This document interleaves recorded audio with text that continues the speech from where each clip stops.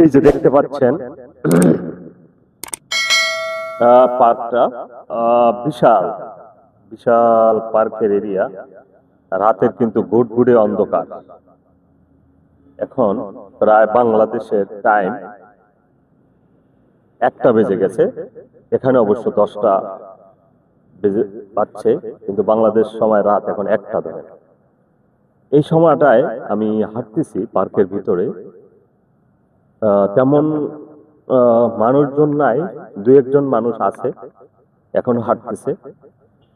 তো হাঁটলেও আমি যে এখানে রাত্রেবেলা দেখেন আমার সামনে এই যে রাস্তাগুলো দেখা যাচ্ছে, বা এই দিকটা দেখা যাচ্ছে, এই দিকটা দেখা যাচ্ছে, এই দিকটা দেখা যাচ্ছে, তেমন কোনো মানুষ কিন্তু চোখে পড়তেছে না।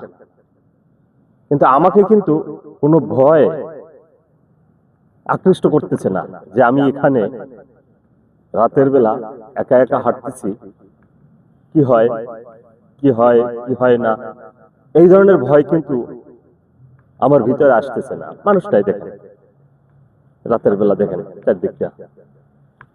কেন এত রাত্রে কিন্তু আপনি বাংলাদেশের কোথাও যদি হাঁটতে যান, তখন কিন্তু আপনাকে চারদিকটা খবর রাখতে হয়, নজর রাখতে হয়।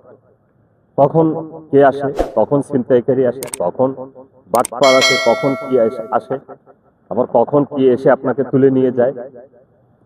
এই ধরনের কোনো ভয় দেশে কাজ করে না, দেশে নাই।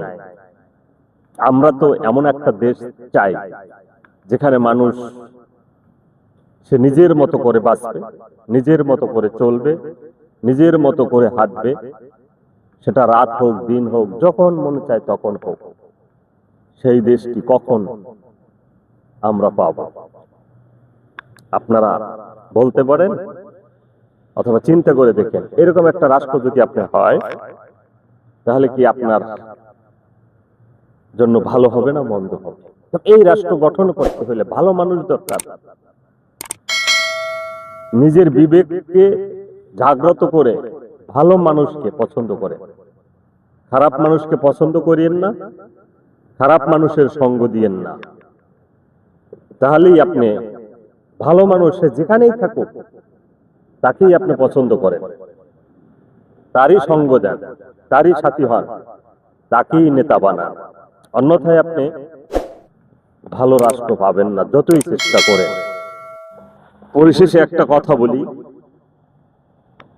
আমি বীর বিশ্ব ছড়ায়ে উঠিয়াছি একা, চির উন্নত মম শির।